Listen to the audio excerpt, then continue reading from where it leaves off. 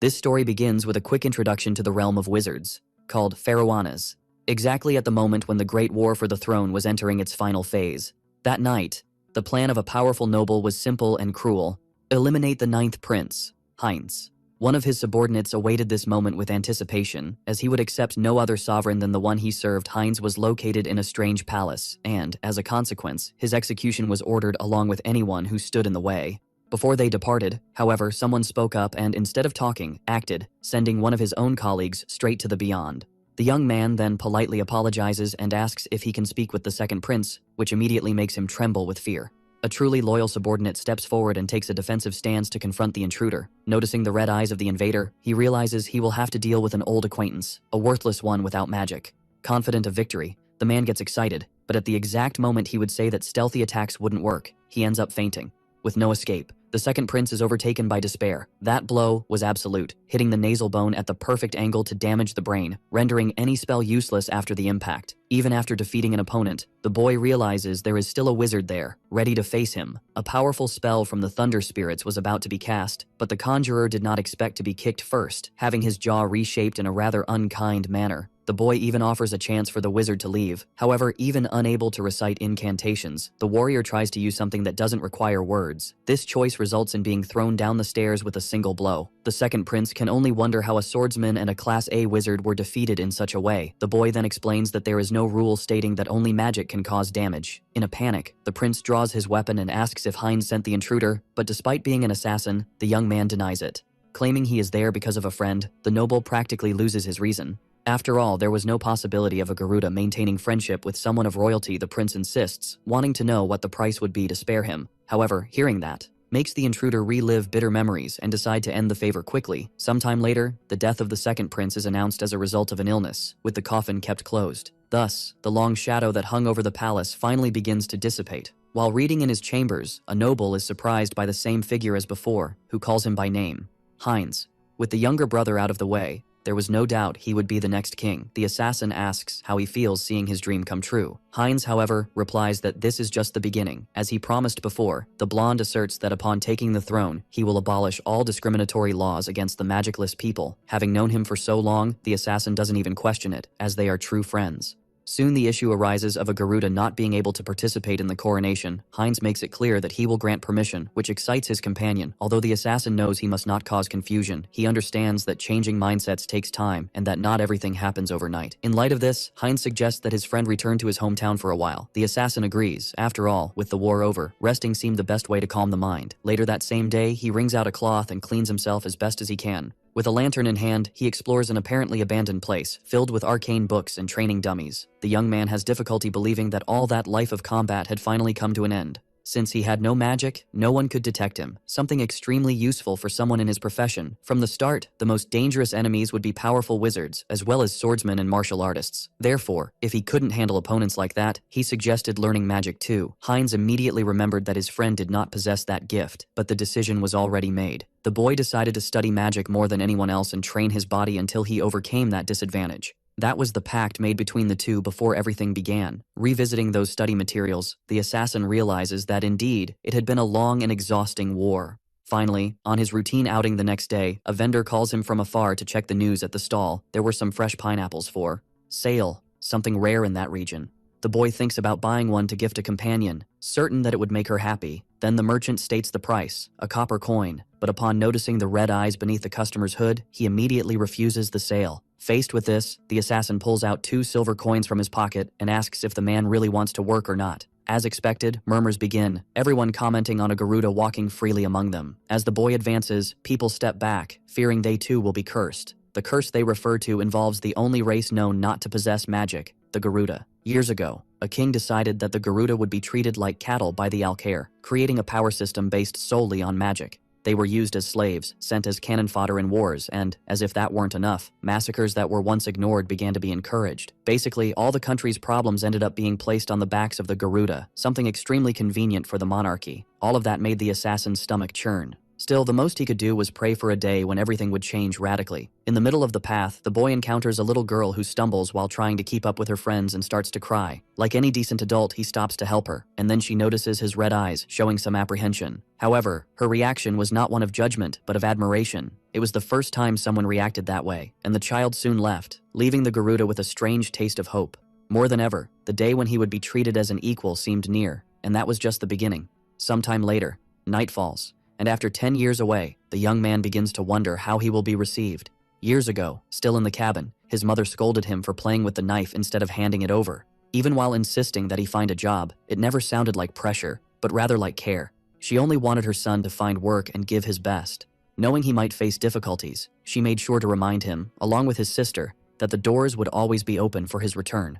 10 years later, the boy still carried an amulet that connected him to those family times. However, despite it already being night, the place was as bright as day and hot as hell. At that moment, the hopeful future the assassin had built crumbled once again.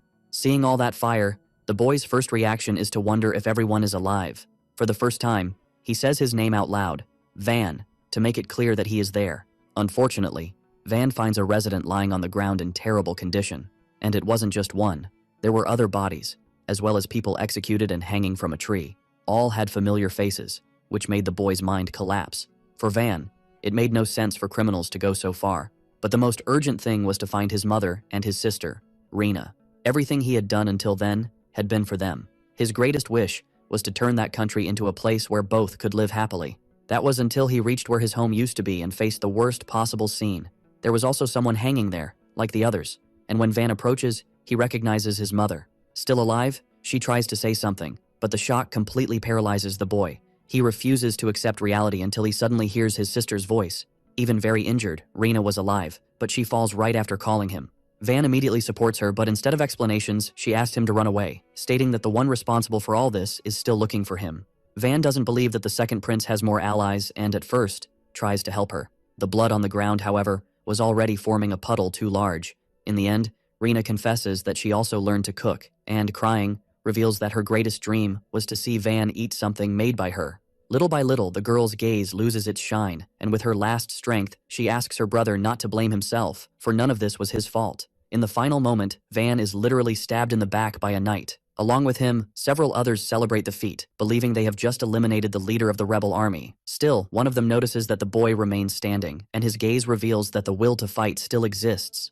Before delivering the final blow, the knight asks why Van didn't try to dodge the attack. The boy replies that there was no longer anyone he wanted to protect alive. To the knight, that was a reason worthy of pity.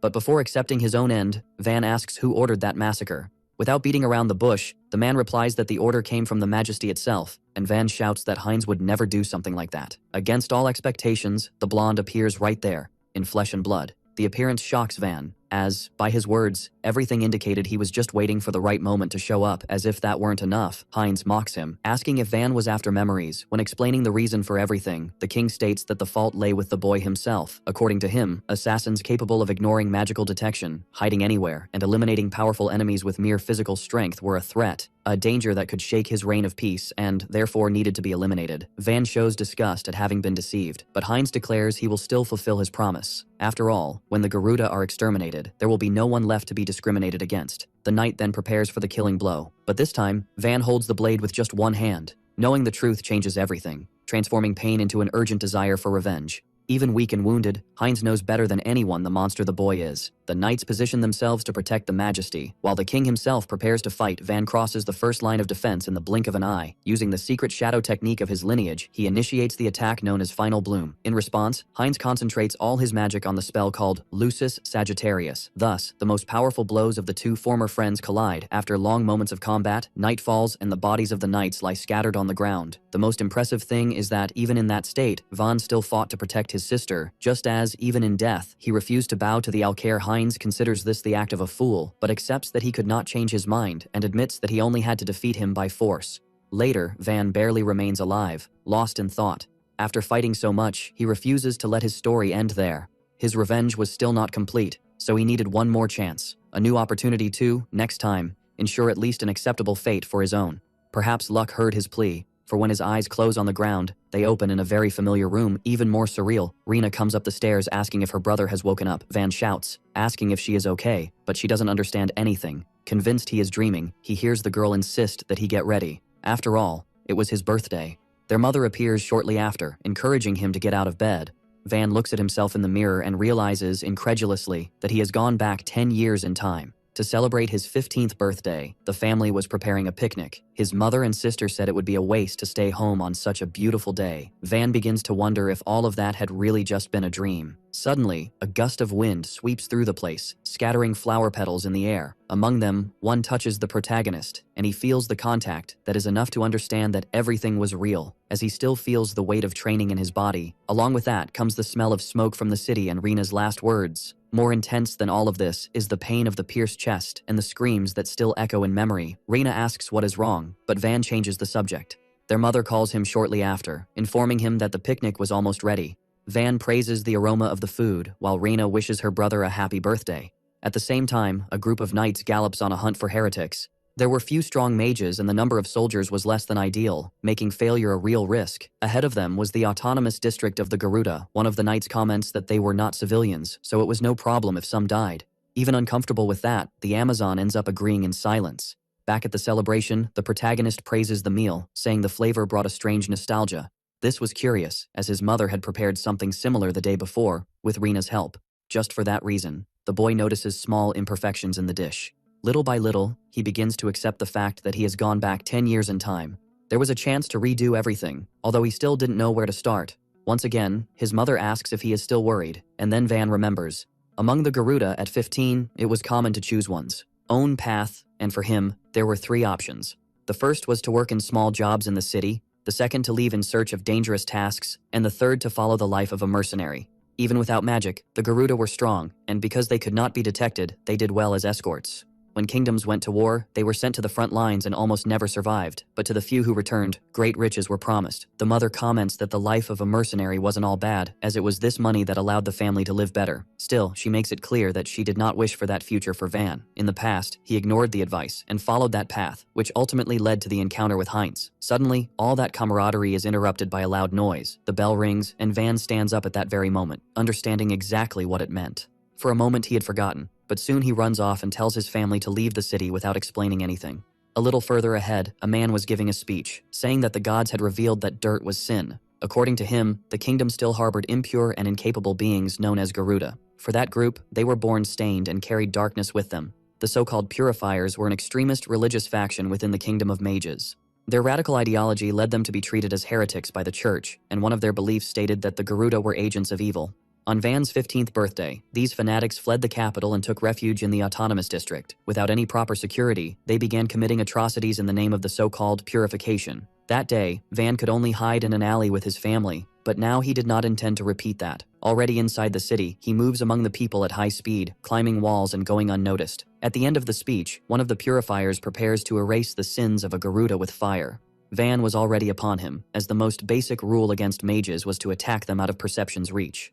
The right targets were the brain and the vocal cords, preventing any conjuration. As soon as he takes one down, however, his position is revealed to both allies and enemies. One of the fanatics tries to react in haste, but Van surpasses him and impales him with the enemy's own sword. Only weapons imbued with magic could penetrate mystical barriers, so it was necessary to use the opponent's. Another cultist begins to conjure a long-range electric spell, but Van throws the defeated body against the lightning. Then, he advances from below and delivers a brutal punch, sending the target flying. Van believes there are only 3 opponents left when one of them shouts for him to stop. He was holding a woman hostage, ready to kill her if he was not obeyed. The boy did not expect there to be more enemies, but he also saw no advantage in giving up.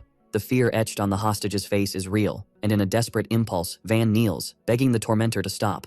The cultist smiles satisfied and shouts that he should have acted like that from the beginning. Soon after, another fanatic kicks Van hard in the stomach, throwing him onto his back on the ground. The remaining purifiers, filled with rage, begin to beat him relentlessly. Although they wanted to make him suffer, the one who seemed to be the leader orders them to finish it quickly. He felt a bad premonition, as if everything could go wrong if they did not eliminate the boy immediately. Noticing that his companions were not obeying, the cultist releases the hostage to act. Without the woman in danger, another person intervenes, casting an ice spell. The spell hits the fanatic from behind, spreading ice all over his body and immobilizing him.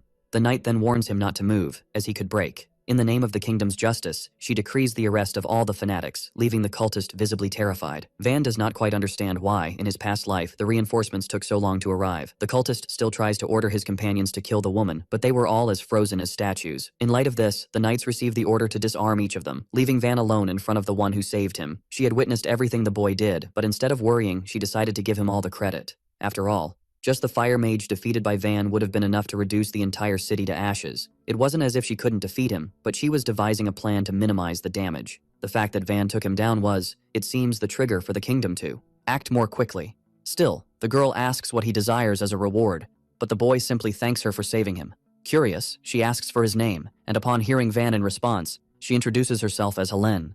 Even after he refuses any reward, Helene invites him to visit the Magic Academy, which catches him completely off guard. Upon hearing about the academy, Van asks if it is the kingdom's, and Helene confirms, saying that even common people can enroll if they have talent.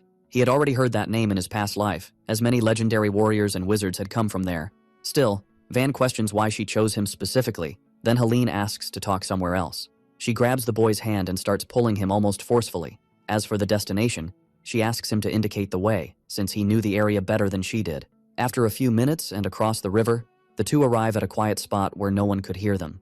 There, Helene asks if this wouldn't be a perfect place for an assassination. Without warning, she conjures a bow of ice and shoots a freezing arrow in Van's direction. The boy reacts with a speed comparable to a magical step, but without using any magic. Doing something like that with just physical strength startles Helene, as he had already broken her line of sight and reached her blind spot. Even so, Van does not advance, as his instincts indicated that she was just testing him. The girl feels even more apprehensive upon hearing the tone of someone experienced coming from such a young boy. Van then asks if this was a test. Helene replies that it was part of her nature to verify things with her own eyes. He questions what she would do with that information. Directly, she states that Van could have the power to change the fate of the Garuda. However, that would only begin if he enrolled in the Magic Academy. Van asks if she is talking about the Night Conference, and Helene confirms, saying she believes this is possible with his skills. The Night Conference is a system that rewards exceptional students of the Academy. Regardless of class, those approved receive the right to found a noble house in the kingdom. The lands granted usually correspond to the candidate's place of origin. In Van's case, there would be no doubt it would be the autonomous district of the Garuda. This catches him completely off guard, as he had never thought of that possibility. Unlike his past life, he was still below the age limit for the exam. Before accepting, however, Van says he has 3 more questions, and Helene agrees to listen. He remembers that he would need a recommendation from the nobility, but she assures him she will write one. Excited by his interest, Helene asks him to ask the second question. Van finds it absurd to attend a magic academy without having any magic, and Helene agrees. Still, she reminds him that all the winners of the conference had in common the rediscovery of the principle of magic. Studies on potions, magical circles, and other areas showed that magic was much broader than it appeared. Defeating wizards without using magic could also become a field of study if he made the world recognize his strength. In summary, Helene believes that this would not be impossible for Van. In the last question, he asks the true objective behind it all. Van wants to know what she gains by helping him achieve a noble title. Helene asks if he does not trust her. Van replies that he needs to understand what she intends to gain by turning him into the Lord of the Garuda. Even admitting that she would come away with something from this, she refuses to reveal what, keeping him alert regarding the girl. Suddenly, Rena shouts for her brother while running toward him, asking what he was doing there. She had heard that Van had fought with some dangerous guys, and he apologizes for worrying her. This worked, as the girl immediately hugged Van. He always said he would be fine and then did the most dangerous things possible. That's why she wanted to show how much she and their mother worried.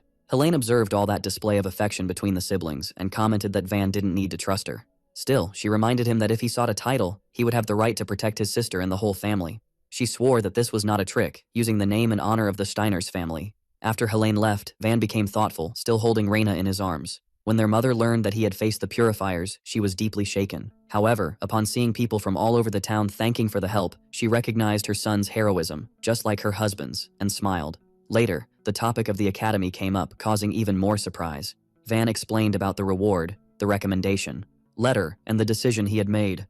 Rena tried to argue that that place was exclusive to the Al-Khair, and that's exactly why Van wanted to go, to prove they were not inferior to them. He thought a lot, but couldn't see another way to save everyone. In his past life, he only found meaning by allying with a royal candidate. This time, however, he could not take the kingdom without planning or waste opportunities like the one Helene offered. Van had already died once, so if there was any thread of hope, he would grab it. His desire to end the discrimination against the Garuda remained intact. That shocked both of them, especially the mother, who saw in her son's eyes the same expression as her husband's. Even saying she didn't know if she agreed, she realized she couldn't stop him. Van asked if he would be forgiven, but she was already beginning to accept reality, also accepting that he had inherited his father's stubbornness, which earned a sincere thank you from the boy. Changing the subject, the mother questioned how he would pay the registration fee and the tuition, since the academy was not free. That was perhaps the only point Van had not considered. She didn't expect anyone besides herself to have to fight for that. And Reina also offered to help. But living off the brutal effort of the two seemed worse than death to Van. He fell into despair, trying to imagine how he would earn money until the worry disappeared. Even without asking, Helene sent a reward for the defeated purifiers. That was enough to prepare for the trip with peace of mind. The mother knew Van would face discrimination at the academy, so she asked him not to become bitter. She told him to keep his head held high, for he was her greatest pride, something the boy accepted firmly. Before leaving, Reina promised to make the best mushroom soup when he returned, and Van said he would look forward to it. Thus, he began the journey, saying goodbye from afar, determined to keep the promise this time. After a long walk, he finally arrived at the gates of the place where he would stay for quite some time. It was the time when young people from all over the kingdom gathered at the academy. Alexis von Hohenberg presented himself first, displaying a letter of recommendation from his own father, making the guard bow before the noble. Soon after, Elisabeth Kreutzner showed a letter signed by a duke and received the same respect. Finally, it was the protagonist's turn, but it was obvious he would not go unnoticed. Quickly, the buzz began, everyone commenting on the Garuda who dared to appear there. Van calmly stated that he was doing nothing wrong, as he was only applying for the exam. This did not ease the guards' irritation. He then reminded them that the academy's motto is to accept everyone, regardless of status. The younger guard became furious, thinking it was a provocation. Van realized the situation was dangerous, as defeating everyone there by force would be easy, but would cause chaos. At that moment, the older guard asked his companion to calm down. Finally, someone with a minimum of common sense had emerged. The veteran commented that every year some deluded Garuda tries to enter. In a somewhat polite tone, he explained that they do not discriminate against anyone, but require a letter of recommendation. What he did not expect was that Van actually had one. With the seal of a noble upon examining it, one of the guards shouted, saying it was impossible and that no noble would do such a thing. He tried to confiscate the seal, believing it to be fake, but Van grabbed the man's arm and threw him to the ground. Everyone there, without exception, was left speechless, while the older guard wondered how his colleague had gone down without even understanding.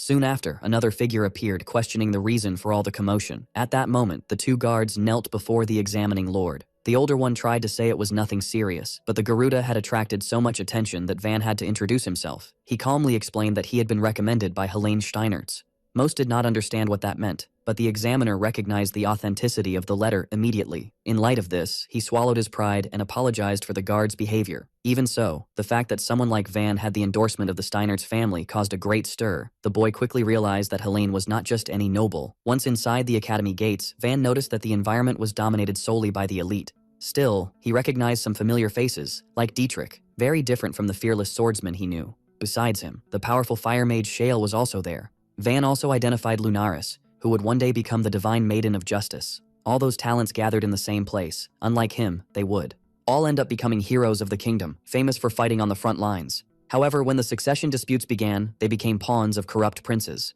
And one way or another, Van was forced to eliminate them with his own hands. In this life, far from the shadows, he would have to compete with all of them. It wouldn't be easy, but that was the first step to change the kingdom. Suddenly, the first bully appeared, determined to provoke him. Van asked if the comment was directed at him, and the answer was obvious. The boy tried to say he could walk freely through the academy, but the noble felt offended. Just like in the past, he tried to assert himself and belittle him by reflex. The assassin in Van thought about lowering his head. Right after, he remembers his mother's request to maintain his posture. In the past, Heinz also said that self-respect shaped how others reacted. As Van does not respond, the noble loses control and grabs him by the collar. Van only returns a cold stare, making it clear who started this. The provocateur had no idea what he was getting into. Naturally, Van reverses the positions and begins to dominate the situation. Instead of resisting, he harmonizes the forces and manipulates the opponent's movements. It was the same method used against the guard earlier. After knocking him down, Van still offers help to get up. The noble's pride, however, does not allow it, and anger pushes him to cross the line by trying to use magic.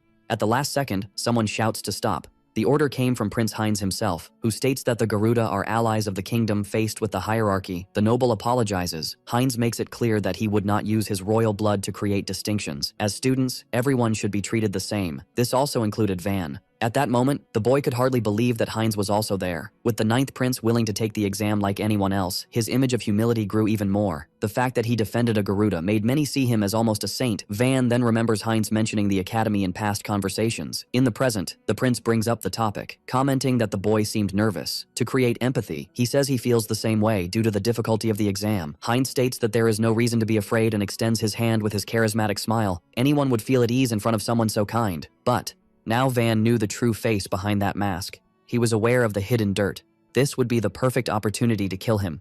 Doing so, however, would be impulsive and throw away everything that brought him here. Heinz continues waiting for the handshake. Van, however, does not reciprocate, inventing some excuse. The prince is left hanging and lowers his hand. Such behavior towards someone who could become king generated immediate murmurs, even more so for the noble who had been humiliated before. At that moment, the examiner appears, announcing that the registrations for this year's exam were closed. Soon after, he informs that he would lead the candidates to the entrance of the so-called shaded forest. The news leaves many anxious. Already at the exam site, with everyone gathered, a coordinator welcomes the participants. He explains that this forest would be the stage for this year's entrance exam. As everyone already knows, the academy is an institution made to refine the elite and govern the kingdom, never bothering to educate the rabble. Therefore, anyone who wanted to stay there needed to prove they had at least a minimum level of power. The shaded forest was known for concentrating a huge amount of magic, and the students' mission was to bring back a flower charged with that energy. It was called the Tear of Heaven, and only bloomed in that specific place. The problem was that the creatures inhabiting the region also possessed magical power. Van knew there would be a practical exam, but had no idea he would have to face magical beasts. Direct interference between candidates was prohibited, but working together was allowed. Still, it would be necessary to collect enough flowers to ensure the approval of the entire group. 2 large teams would face difficulties, and the maximum deadline was only until sunset. Additionally, each participant would receive a badge from the Guardian, used to request rescue in case of danger. However, asking for help meant immediate disqualification. With that, the start of the exam was officially declared, and several students quickly began to group up, choosing allies with compatible skills. Van, on the other hand, ended up alone, believing that this way he would have more freedom to move. When it was finally his turn to receive the badge, the examiner seemed reluctant to hand it over. Still, the object was placed in his hands, and Van left under the watchful eye of that noble. Already, inside the forest, a magical beast appeared without giving time to react. Van quickly identified it as a medium-sized demonic creature. Animals imbued with magic were generally called demonic beasts. They possessed physical strength superior to humans and were also capable of using magic, making them more dangerous than many conjurers. Come to think of it, since becoming an assassin, Van had only fought against people. Still, that did not stop him from advancing and hitting the creature with a direct punch to the abdomen. After all, he also mastered specific techniques to face this type of monster. The impact, besides being brutal, was amplified by the momentum, generating shockwaves that traveled from the surface to the interior of the body. This technique was difficult to use against rational enemies, but perfect for monsters that attacked without thinking.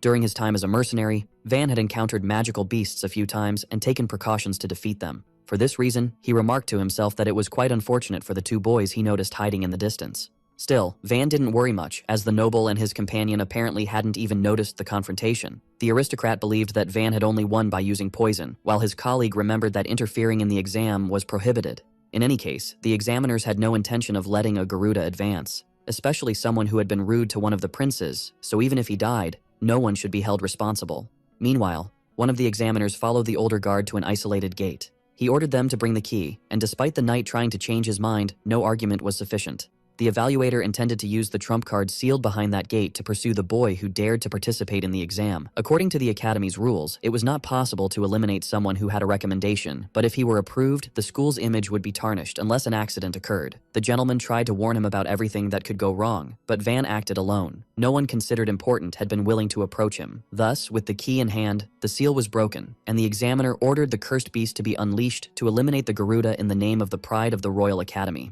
For some reason, the second examiner felt that this year's exam would bring serious problems.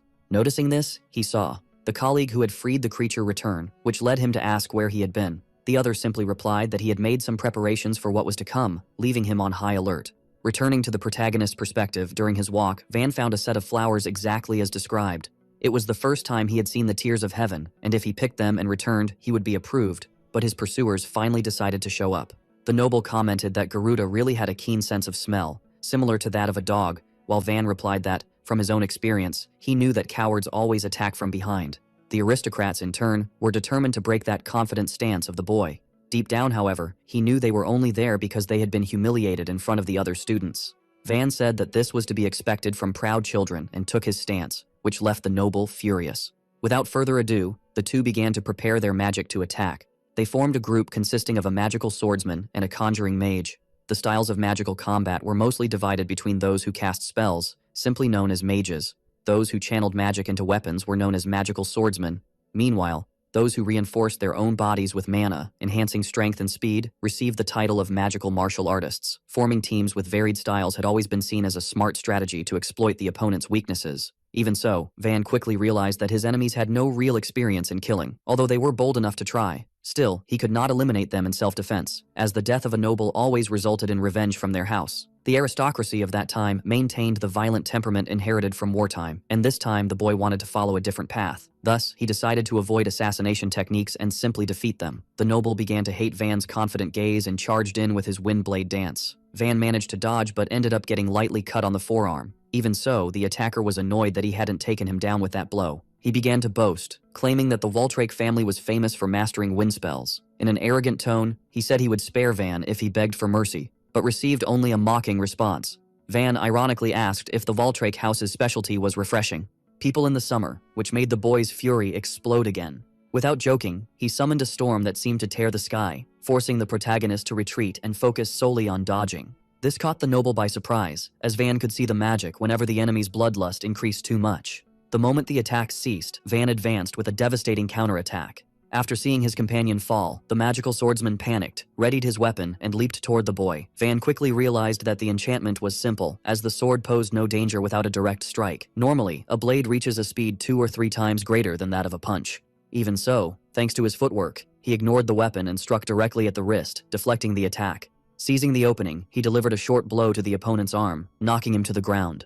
Despite the evident frustration of the two, Van asks if they want to continue, making it clear that from then on he wouldn't guarantee their safety. Startled, the noble steps back, swallows his pride, and apologizes, but something catches Van's attention. He feels a strange presence, momentarily ignoring the aristocrats, and upon understanding the danger, shouts for them to flee immediately. Before any of the three can react, the unleashed beast appears and attacks with its horns, throwing them far away. Pain engulfs the boys, while the protagonist reacts with concern upon recognizing the creature. Before them stood a hellbear, a demonic beast of the fang type.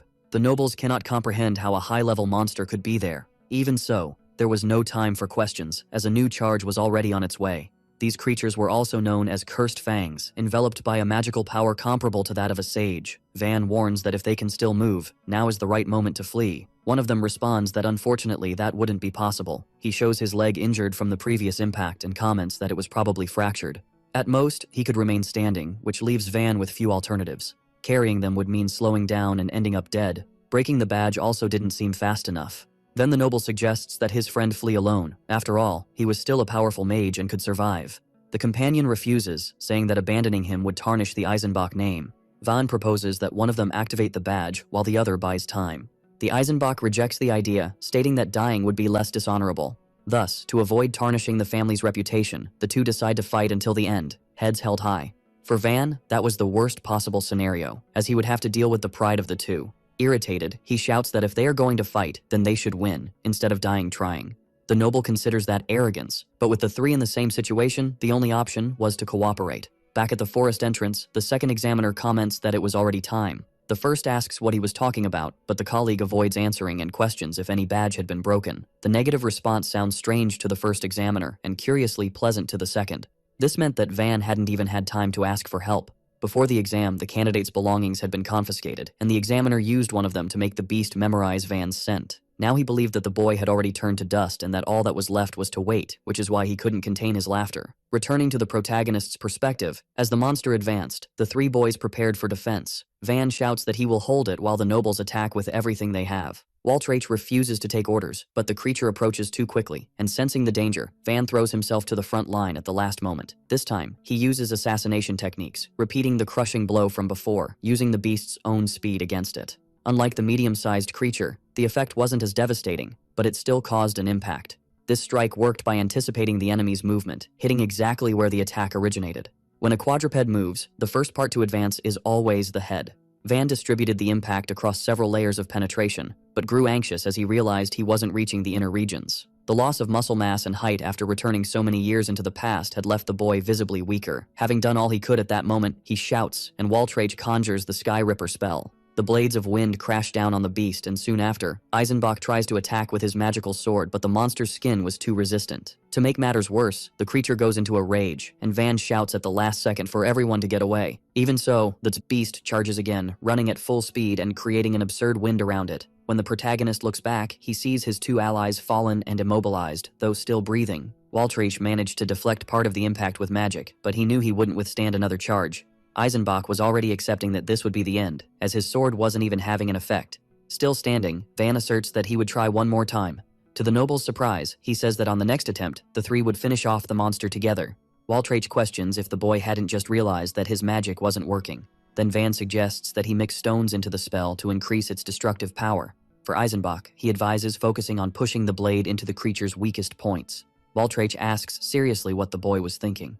To him, it was obvious that they had no chance of winning, while Van, in that state, could still flee. Sincerely, Waltrage wouldn't blame him for escaping after everything they tried to do. Even so, Van responds that he wasn't there for revenge, as his only desire was for his race to be recognized as part of the kingdom. For that reason, he states that he couldn't abandon companions from the same nation he wanted to belong to.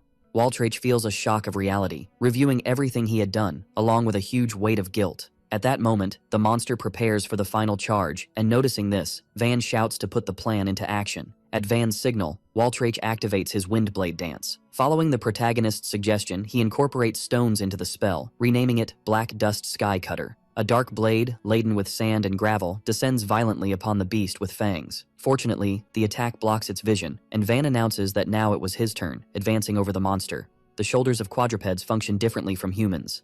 They do not connect directly to the spine, creating a flexible area for the movement of the front legs, but compromising stability. With this in mind, the protagonist activates his harmony technique called rotation, knocking the creature to the ground. As it falls, Van shouts that the heart is located at the front base between the front legs. Eisenbach doesn't waste time and leaps to attack, but his lack of experience makes him hesitate in front of the monster's fierce gaze. Even terrified, the boy acts as agreed and plunges the sword in. Waltrage shouts in celebration of victory, but the protagonist does not feel the same relief. Somehow, he realizes that the strike did not hit the heart. Perhaps the hesitation was the reason, and now the creature was starting to recover. As a defense, the monster activates the destructive roar, a rare ability of predatory beasts that channels magic through its voice. A shockwave spreads, knocking everything around down. Eisenbach falls to the ground bleeding and, at that moment, feels that his internal organs have been damaged. To make matters worse, the beast was close enough to devour him alive. At that pace, nothing but death seemed possible. But before the noble could be finished off, Van steps in front of him. Among the harmony techniques, this one was known as Spiral, not focusing on competing strength, but on redirecting the impact in a spin to the ground. Even so, the beast was out of control, and Van knew he couldn't deflect all that power. Only one last alternative remained, and even if his body suffered from it, it would still be better than dying there. Van screams in desperation for his companions to run as fast as possible. Eisenbach gathers the little energy he has left to manage to get up. Meanwhile, Van continues holding the creature's horns, preventing its advance, although exhaustion was already etched on his face. Unlike the boy, the monster only increased its strength until Van is thrown far away, crashing violently against a tree. Waltrage tries to react, but the protagonist shouts for him not to approach. Inevitably, the beast charges in his direction, and Waltrage also rushes forward to try to save him. Even injured, Van was already prepared not to die there. He recites softly, "Sink my heart and free these chains that bind me." Something terrible was about to happen, but before that, an ice spell hits the front paw of the predatory beast. The impact makes the monster roar in pain and fall to the ground, preventing it from reaching Van. The most concerning thing was the origin of that spell, coming from Prince Heinz himself, something none of the three expected. The nobles try to warn that it was too dangerous for the Majesty to remain there. Heinz responds that protecting the citizens of the kingdom is the duty of royalty, which visibly touches both of them. In Van's view, this was exactly how he always gained people's trust before leading them to death. Now, emerging as a false light at the end of the tunnel, Heinz proposes an alliance among the four. Anticipating this, Van shouts that he refuses. The expressions of the nobles vary between irritation and confusion, as does the prince's own. Even so, the protagonist reaffirms that he does not intend to cooperate. He makes it clear that the power of the royal heir is not necessary. Waltrage demands respect, while Eisenbach reminds that Heinz had saved their lives. Van responds that he would have solved everything alone if the prince hadn't interfered. In light of this, Heinz asks if the boy really doesn't need help. Van replies that he does, walking towards the monster, and asks the blonde to just stay quiet and watch, as royalty usually does. Van warns that the beast was moving again, and soon it charges back towards the group. This time, Eisenbach wants to at least land a single blow. The protagonist urges calm, stating that running now would be wasting one's own life. Waltraich comments that he only has mana for one more attack, but Van simply asks both to pay attention to his signals, including Heinz.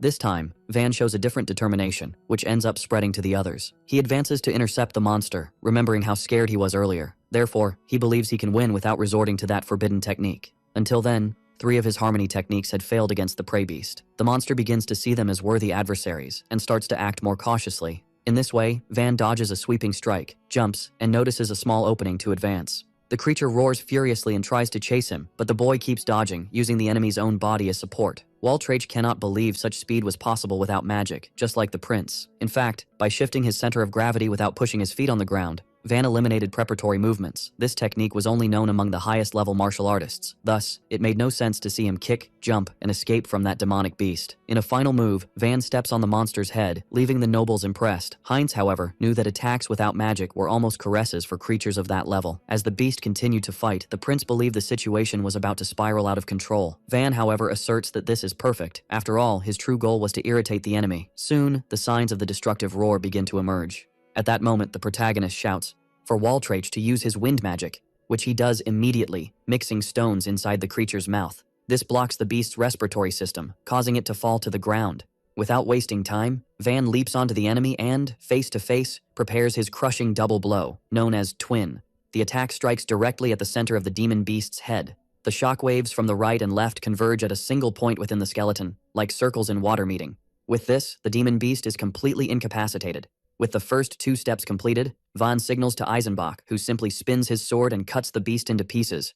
The nobles are in shock, unable to believe they have defeated a high-level monster. Eisenbach asks what the protagonist is doing, and Van simply stares at Heinz in silence, before turning and extending his hand to help him up. The boy confesses that his internal organs feel sore, as if they were injured. Van explains that this type of sound magic can be partially neutralized by plugging the ears, and the noble states he will never forget this. Having overcome the danger, it was time to think about the next objective. But to the protagonist's surprise, where there had once been several flowers, only 2 remained. That was the consequence of forming large groups, something that had been warned from the beginning. Van tries to think quickly of a solution, knowing that time was running out. Before he can say anything, the nobles take the initiative, picking the flowers and deciding to distribute them. Naturally, the first is given to Heinz, as he is a prince. Van questions why give the flower to someone who only observed, but Waltraich doesn't even pay him any attention. After all, the second flower is handed directly to the protagonist. Van asks if he is sure, and the boy replies that he doesn't want to owe anything to anyone, also revealing his name, Falk. Eisenbach takes the moment to introduce himself as Ralph. Surprised by the attitude of the 2, the protagonist says his name is Van, and they exchange a quick greeting, even knowing they might never meet again. At that moment, Heinz intervenes, picking up some wilted flowers from the ground and revitalizing them with light magic, to everyone's astonishment. He asks everyone to accept the gesture, assuring that no one would be harmed. Van notices that the sunset was approaching and warns that they needed to leave the forest as soon as possible. The tone sounded like an order, which made Falk slightly irritated. Before they leave, however, the prince catches the protagonist's attention. Heinz comments that Van had covered his feet with dirt earlier. Then, he mentions having heard of a movement technique used to conceal tracks, very common among assassins. Adding this to the martial arts demonstrated in the fight, he directly asks if Van is, or has ever been, an assassin. Heinz had many enemies. After conquering several territories, the king hardened the kingdom's laws by taking foreign princesses as wives. Heinz's mother, however, was already noble before this, becoming the 5th queen and the first of the kingdom of Faranese. Because of this, his brothers and their respective mothers feared he might ascend to the throne. Assassination attempts could come from anywhere, and Heinz always prepared for that. If Van were an infiltrated agent, the prince was determined to eliminate him right there. Van did not expect that old habits would betray him in a moment like that. Technically, he was a trained assassin, but admitting that would be suicide, so he decided to play dumb. The prince immediately notices the maneuver, and the protagonist makes it clear that he would not back down if Heinz wanted to settle things that way. The atmosphere between the 2 becomes heavy, and a confrontation seems inevitable. When Van steps forward, Falk instinctively jumps in front of him. Heinz maintains a serious look, but in the next instant, Van appears at his side, saying he was just joking. Falk cannot understand how he moved so quickly. Van seizes the moment to try to ease the tension with good manners. Heinz, however, ignores the small talk attempt and notices something more important. Van did not take advantage of the opening he deliberately left. It became clear that this was a test, so the prince demands a direct answer. He repeats the question, citing the previous habit, wanting to know if the boy was an assassin. Van replies that it was Helene who taught him those techniques and all the other forms of hand-to-hand combat. Inside, he apologizes for using her name. Heinz's expression changes instantly upon hearing that the Garuda's recommendation came from the Steinart's house. Ralph begins to explain that this duchy was not just any noble family. Van already suspected that Helene was someone special. Without knowing the details, the prince clarifies that she was known as the Lady of the Ice Flower. Ranked above the best students at the academy, it made sense that one of her disciples would be exceptional. Moreover, the Steinart's house was the oldest serving the kingdom, which ruled out any sending of assassins. Heinz still asks how Van got the recommendation, but the boy had little to add. In the prince's view, that letter had been delivered to cultivate a future servant of the house. After seeing Van's skills, Heinz commented that he would have recruited him too if he had arrived earlier. Additionally, if something was truly pursuing him, he bet it was the beast itself. The prince admits he had no idea how that creature appeared there. Still, since everyone had helped to get out alive, Heinz thanked them. For the nobles, that was the highest honor possible. But for Van, it didn't mean much. Once again, Falk asks for patience and tells the boy to stop being disrespectful. Instead of seeking recognition, the protagonist reacts with total indifference. All of this only made Heinz even more intrigued by that strange boy. Back at the entrance of the forest, the approved candidates begin to gather. Meanwhile, those who failed lament in silence. The second examiner counts, and the first informs that, including the prince, 4 were still missing. The information leaves the second uneasy, fearing that something had gone wrong. Originally, the forest only housed monsters that Heinz could defeat. He never wanted the prince to be harmed by something he caused himself. At that moment, someone emerges from the trees, to the examiner's relief, who believed it was Heinz. However, the first to appear is Van, mocking, asking if everyone was gathered to welcome him. Unlike his colleague, the second examiner's first reaction is to ask how the boy was still alive. The first does not understand the remark, and Van questions if he shouldn't be. Quickly, the examiner dodges, saying he was just impressed. The protagonist retorts, stating that he was not the only one surprised. Right behind him, his noble companions appear carrying the beast's body, shocking everyone around. It was the head of the beast with fangs that attacked them inside the forest, brought as proof. Even knowing exactly why, both examiners pretend to be surprised upon seeing that monster. Still, the second's tone sounds almost like an accusation. The first asks him to repeat, and again the other hides behind the word impressive. Heinz then speaks up, describing the confrontation as a magnificent battle. Seeing the prince there, the second examiner nearly panics. When questioned, Heinz explains that, by coincidence, he was close to the fight. This was a disaster for the second, who had sent the beast and would be executed if this came to light. The prince notices the nervousness, and for the third time, the examiner uses the excuse of surprise. Even wishing for a long life for the kingdom, his attitude already seemed too suspicious. Honestly, Heinz states that he participated little in the combat. He makes it clear that the victory was the work of the 3 candidates, mainly Van. The examiners cannot believe it, just like the other students around. Ralph makes a point of praising the protagonist. Falk openly admits that he followed his orders during the fight. The second examiner murmurs that this would be impossible for a Garuda. However, with the recommendation from the Steinart's house, even the prince did not find it strange. Van knew that Helene had never taught him any of that, but he couldn't say so. The public approval of Heinz combined with the letter begins to change the general opinion. The first examiner then bows in gratitude to the protagonist. As a servant of the kingdom, he expresses gratitude for protecting the prince.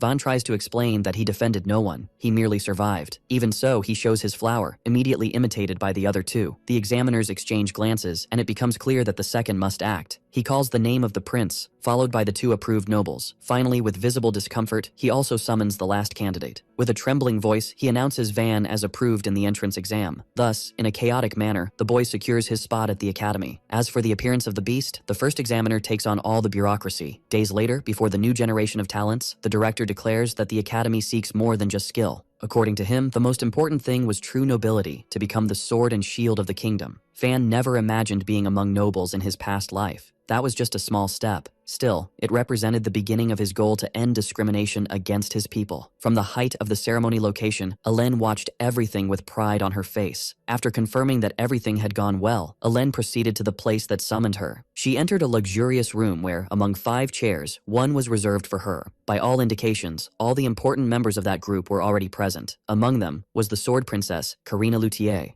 Also present was the silver strategist, Amelia Rodenwald. The elegant silence came from Arnulf Clauvius, who explained that they were gathered to discuss the only common issue. The 8th prince, Onus Ferrania, completed the group, being responsible for dealing with foreign forces. Deep down, Helene already knew exactly what it was about. Amelia and Arnulf agreed that something unusual had happened. For the first time since its founding, the academy had accepted a student descended from the Garuda. Karina complained that the school had become too tolerant, an opinion shared by the 8th prince. More than that, Onus wanted to know why the recommendation had come from one of the 5 brilliant crowns. It was evident that he demanded an explanation, and Helene's decision now put her in a delicate position. The academy gathered sons and daughters of nobles, all with great magical power and inflated pride. When that pride clashed, conflicts were inevitable. To contain this chaos, a group of idealistic students took on the role of the 5 brilliant crowns. Once again, the 8th prince questions what Helene was thinking by recommending a Garuda. She replies that she merely recognized his strength, something Karina considered absurd. In her view, the Garuda were cursed by the gods for lacking true power. Amelia agrees, stating that there is no sword or shield for the kingdom without magic. Onus supports this idea, as it was the common thought within the country. Helene, however, calls it a view too convenient, used by those who did not want to think beyond. The comment strikes the prince, who feels offended. Arnulf then suggests something simple. Test the boy and draw their own conclusions. Onus likes the proposal and asks Helene's opinion. If Van proved weak, her recommendation would be called into question, but the girl does not oppose. Still, she warns that whoever is sent should not underestimate him, or they would end up humiliated. Surprisingly, Karina offers to personally test the boy's abilities. The prince did not expect someone from the 5 chairs to want to deal with this. Helene asks if something about Van had caught her attention. Karina coldly replies that she just wanted to destroy him to shake Helene's confident demeanor. Back to the protagonist's school routine, the surrounding environment was filled with conversations about classes and unresolved tasks. It had been a week since his enrollment at the academy. Since then, unexpectedly, Van had been living in relative peace, despite some occasional provocations. One day, in class, the most arrogant teacher asked if Van could explain the theory of the 4 elements in magic. Silence fell immediately. That question was far above the class level. The teacher himself was already thinking of backing down. After all, Garuda couldn't even read, according to him. Van, however, responds that it was a method to stabilize 4 basic factors: flow, density, resonance, and fixation. He adds that the theory prevented magical stagnation, restored energy, and served as the basis for modern formulas, all while smiling. After this demonstration, the constant harassment simply ceased. Moreover, Van now had friends, like Ralph, who appeared patting him on the back and inviting him to lunch. Van comments that he was a bit worried about him and Falk. When Ralph asks why, the protagonist just calls him to the cafeteria. The response leaves the friend confused, to say the least. This brief season of peace ends when a girl appears behind the two. Van directly asks what she wanted, but the situation seemed trivial, as they had merely bumped into each other. To avoid problems, both apologize politely. Suddenly, the girl points a sword at the protagonist's throat, leaving Ralph in panic. She claims that common people kneel before nobles. According to her, in the case of a Garuda, the least one could do is kiss the ground. Van calmly responds that there was no reason for that, since everyone there was a student. The girl insists on reminding him of his position in that hierarchy. Even as a veteran, Ralph asserts that this intimidation had gone too far. She states that she did not intend to spill blood, as long as Van demonstrated an obedience befitting his status, something that clearly was not going to happen. Basic respect between veterans and newcomers made sense, but when someone tried to impose that hierarchy by force, Van felt like doing the exact opposite. When he leans against the girl's sword, she pulls the blade back to prevent him from holding it. Even so, Van manages to twist the weapon and push it back. Her stance breaks, and reflexively the girl tightens her fist. With that, the weight of her body falls on the thin blade, making it as easy to break as vegetables under a sharp knife. The metal snaps as it combines bending and twisting, reaching the material's tension limit. Van asks if she mixed zinc into the sword and comments, with some disdain, that it is unfortunate to be threatened by a common weapon. Zinc swords are cheap and withstand impacts, being good for training but terrible in real fights. The girl replies that real blades are not allowed on campus, and reminds him that she is not part of the 5 crowns. In any case, for her, her part there was already done. At that moment, after Van proves he has strength, Karina appears demanding punishment for disrespecting a veteran and for damaging someone else's property. Ralph can hardly believe that the Sword Princess was there in person. Van, on the other hand, recognizes that figure from the bloody history on the battlefield, where thousands had fallen by her hand. This makes him wonder what someone like her was doing inside the academy. In his first life as an assassin, several rebellions had shaken the kingdom. Behind the scenes, there was a militant faction remaining from the Purification sect, known as the Circle of White Annihilation. Among its members, the most feared was Karina, a demonic swordswoman responsible for the deaths of countless heroes. Although the kingdom destroyed the circle at a high cost, the chaos left behind sparked the war for the throne's succession. Van had seen her only once on the battlefield. To this day, he did not understand why an old enemy of the kingdom was now in the academy. Breaking the silence, Karina announces that she would have to impose an additional punishment.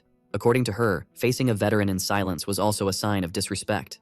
Van promptly apologizes, claiming he did not recognize her as superior. The response only makes her even more irritated. Ralph tries to explain, anxiously, that she is part of the 5 brilliant crowns.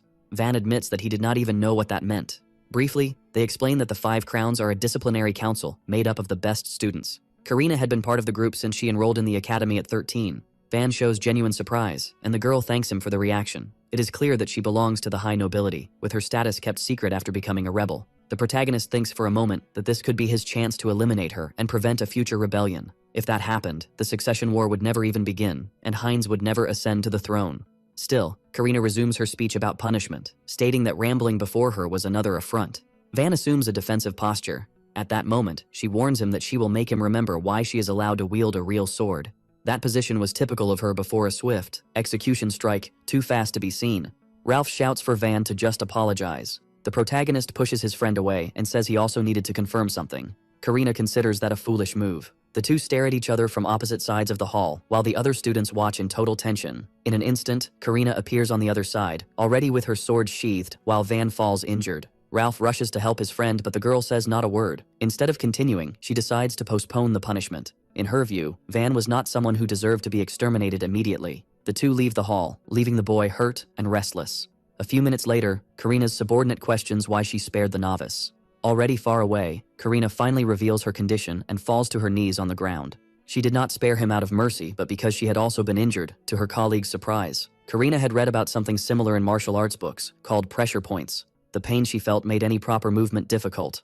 A subordinate asks if both had exchanged direct blows. Karina knows with absolute certainty that it was nothing of the sort. The moment she approached, she intended to strike the boy's neck. However, Van ducked at the last moment and countered, aiming directly at a vital point without hesitation. Her reflex was to instinctively retreat to dodge, which ended up diverting the sword's path. Meanwhile, the protagonist's hands moved with absolute precision towards the pressure point. That was the beginning of a combined attack, a technique taught only in certain sword schools, something Van should never have known. To the subordinate, Karina had won by still being on her feet. She declares the victory as evident, and Karina agrees aloud. Deep down, however, she knew very well that this was not true. After all, strikes to pressure points are not lethal, which meant Van tried to defeat her without causing serious harm. In a real confrontation, the outcome would have been different. Moreover, she had underestimated him. Irritated, Karina asserts that next time, she would be much more prepared. Back to the protagonist's perspective, as Ralph carried him, he asks about the detail Van wanted to confirm. He says he was worried and, naturally, curious. The boy, however, does not give much importance to the matter. Despite her harsh words, Karina was not using a real sword, and her magic was different from the time of terror. That made clear a certain degree of mercy. Van even comments, almost distracted, that she was surprisingly kind. That fight served to confirm that the current Karina was not the same as in the past. As they headed to the infirmary, Van thinks that perhaps it was possible to change her instead of killing her. The next day, the protagonist enters the classroom and walks to his desk as always. Still, he notices too many eyes on him. He sits in his usual spot, away, but begins to hear murmurs about having challenged one of the 5 crowns. This makes him slightly uneasy. Shortly after, Ralph and Falk appear, telling him to ignore those idiots. The two seem determined to help him apologize. Van makes it clear that this is not his intention. He comments that when they met, they didn't seem so intrusive. Even so, he thanks them for their concern and says he will handle it alone. If he wanted to avoid a tragedy in the future, he needed to confront Karina now. In any case, he did not believe he had anything to fear from disciplinary students. It is at this moment that the Lady of the Ice Flower appears, asking to speak with Van. Naturally, the protagonist asks why, since class would start soon. Helene simply insists, saying that the conversation wouldn't take long. Driven by curiosity, Van agrees, and the two leave the room together. This causes general surprise, as not only did he know the Lady of the Ice Flower, but he spoke to her casually. Later, in a quiet place, Helene explains that she is tasked with testing his skills. Van comments that this should have been said right at the start. She apologizes, stating that she didn't expect things to escalate so quickly, especially regarding Karina's advance. Helene describes her as the pinnacle among the nobles and future leader of House Luthier, despite her age. Even so, Van says he does not see her merely as a genius. He explains that he feels Karina has thrown everything away except for the sword. Helene is surprised to hear this, but admits it is true. Originally, Karina was just an illegitimate daughter of House Luthier. She couldn't even learn basic noble etiquette. At 10 years old, however, she defeated her older brother, who was 17, in a casual duel. He was the legitimate heir. Because of her talent with the sword, Karina began to be treated as an official daughter. Still, she grew up surrounded by envy and without affection. Regarding how she knew all this, Helene comments that nobles love to gossip. Even so, before Karina entered the academy, Helene saw her alone at an event. She was distanced from everyone, staring at her father from behind, with an empty gaze for someone so young. Van suggests that she should have spoken to Karina at that time. Helene replies that she couldn't. As both came from great houses, any forced approach would be seen as a political affront. Van considers that an extremely problematic situation. Helene admits that she was previously bound by those ties. Karina, on the other hand, seemed not to care. She always had the feeling that the girl could follow a dangerous path someday. Van then asks what Helene would do if that happened. She replies that she would stop her, as she had fled from that responsibility for too long. At that moment, the protagonist finally begins to understand everything. Helene's skills as a mage were on par with those of the other heroes, but her name had never been revealed. She probably tried to stop Karina when the girl became a rebel and ended up dying in that confrontation, without even having had the chance to build her own reputation. Even while saying things capable of touching anyone, Helene asks Van not to treat her like someone deserving of pity. He replies that he understands, but admits that hearing that story only made him more motivated. Now, he was determined to crush any regret that Karina might carry. Before, no one had been able to stop her, but now Van had a real chance to cut the evil at its root. Deep down, Helene confesses that she might have been hoping to hear exactly that. She asks if the boy already had a plan. Van responds that he would never act without one. When questioned about what it would be, he asks Helene to follow him after class. After the activities ended, the protagonist's classmates also sought him out. Falk comments that they were getting too involved in his life. Ralph, on the other hand, admits curiosity about Van's disappearance after meeting Helene, and Falk agrees. Shortly after, the two spot the protagonist further ahead. However, he wasn't standing still. He was in the midst of a fight against the Ice Flower Lady herself. Both are thrown back by the force of the impact. Helene sarcastically asks where Van was looking and activates her ice magic, the Garden of 1,000 Thorns. Ralph and Falk are left speechless. Van positions himself in front of them at the last moment. With a martial arts strike, he completely shatters the magic. Then, he looks at the two and comments that they arrived just in time. Soon after, he asks them to join him. Our video ends here. If you liked it, leave your like. See you next time. Bye-bye.